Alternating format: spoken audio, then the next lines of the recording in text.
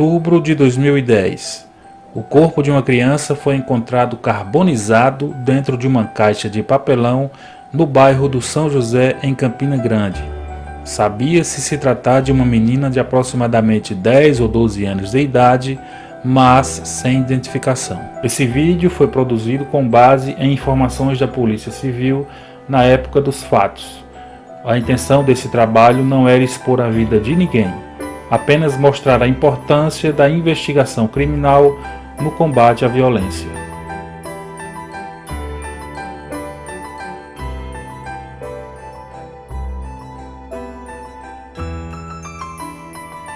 Das pessoas que foram ao local, ninguém soube dizer quem era aquela criança. As primeiras diligências, portanto, foram no sentido de saber na vizinhança se alguma menina com aquelas características havia desaparecido de casa.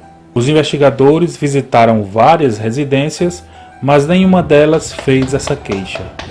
Para complicar mais ainda a situação, em nenhuma delegacia de Polícia Civil de Campina Grande havia um boletim de ocorrência que informasse o desaparecimento de uma criança. Ou seja, ou aquela menina era de outra cidade, ou os familiares dela não queriam envolver a polícia no caso.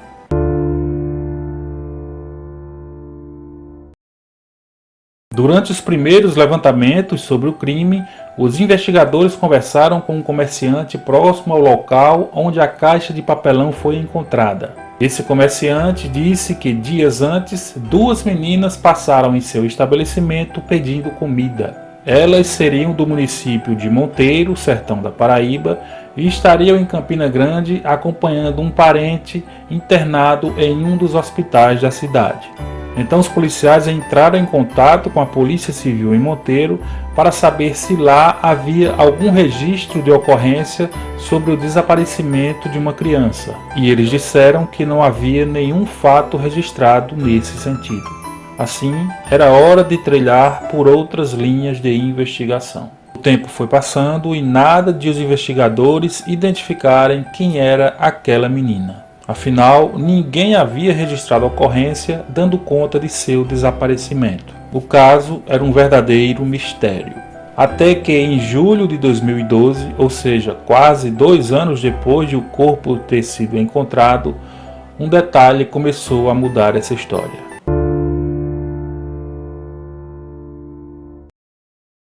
Na verdade, o caso envolvia duas irmãs, Midian, que foi a menina morta, e Paula, um ano mais velha. Como Paula é vítima sobrevivente, o seu nome aqui é fictício para preservar sua identificação. Essas meninas viviam sob a guarda de Bruna Valesca. E Bruna vivia maritalmente com outra mulher, Alze Cleide.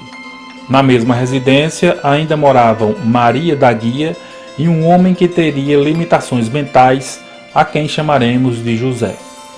Midian e Paula seriam muito maltratadas naquela casa, segundo as informações que constam na investigação. Depois da morte de Midian, Bruna proibiu Paula de sair de casa, com medo de ela contar a alguém o que aconteceu com sua irmã mais nova.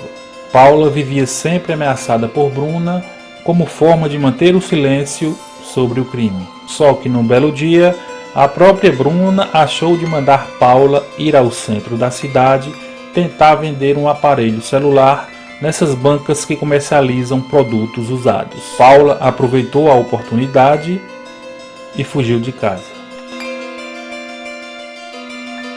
Ela procurou ajuda pelas ruas e foi encaminhada a uma casa de abrigo. Lá ela passou os primeiros dias retraída, sem querer dar detalhes de onde veio e por que fugiu de onde morava.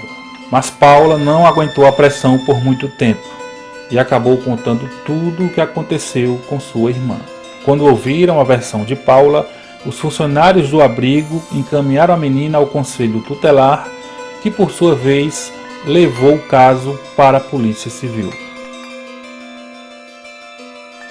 Aí os policiais se lembraram do corpo de uma menina encontrado carbonizado em 2010 e que ainda não havia sido identificado. E então retomaram as investigações sobre o caso. Os investigadores ouviram o depoimento de Paula e caíram em campo. A família suspeita morava numa casa no bairro do São José, Mas depois que Paula fugiu, eles decidiram mudar de endereço com medo de serem presos pela polícia. Era preciso, por exemplo, localizar a mãe biológica de Midian para coletar material de DNA, de modo que comprovasse o parentesco de ambas com Paula.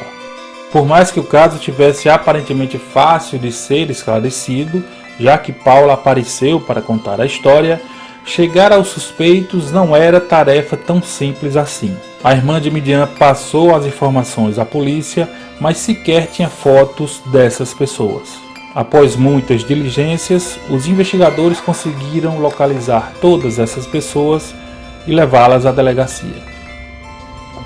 Segundo os depoimentos, Midian era colocada de castigo por ser muito rebelde.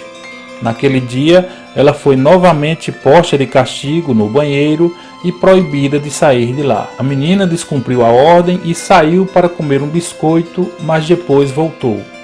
E ao saber dessa saída rápida, Bruna teria ficado furiosa e decidiu matar Midian. Ela teve os cabelos raspados e teria ficado numa bacia com água sanitária. Por volta das 18 horas, Bruna mandou José comprar 2 litros de álcool. Quando ele retornou, Bruna, a mãe adotiva, ateou fogo na criança.